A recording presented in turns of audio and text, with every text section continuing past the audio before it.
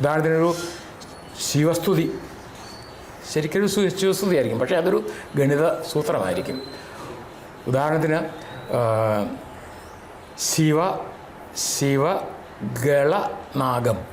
ശിവഗളനാഗം എന്ന് പറയുന്നത് ശിവൻ 1, ഗളം 1, നാഗം 8 അഷ്ടനാഗങ്ങളാണ്. അപ്പോൾ 1, 1, 8 അത് 811 എന്ന് പറയുന്ന പോലെ ഈ നമുക്ക് ചില കാര്യങ്ങളെ ഇതുപോലെ ഒരു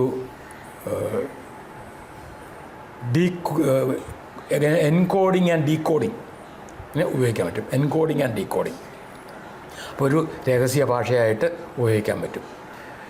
അത് ഇപ്പോഴും ആൾക്കാർ ഇതിന് ഉപയോഗിക്കുന്നുണ്ട് രഹസ്യ ഭാഷയായിട്ട്. പ്രത്യേകിച്ചും നളന്ദ ഇത് കാശ്മീരിയിലെ പണ്ടത്തെ കാശ്മീരി ഭാഷ ഉപയോഗിച്ചിട്ടുണ്ട്.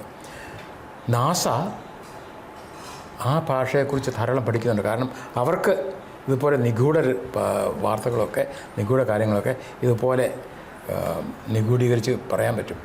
അതാർക്കും അറിയാനില്ല, അങ്ങനെ ചെയ്യാൻ പറ്റും. ഇപ്രകാരം പണ്ടു മുതൽ തന്നെ ഭാരതത്തിൽ നിലനിന്നിരുന്ന ഒരു ഗണിത ശാസ്ത്ര തത്വമായിരുന്നു ഈ അക്ഷരസംഖ്യകൾ എന്ന് പറയുന്നത്.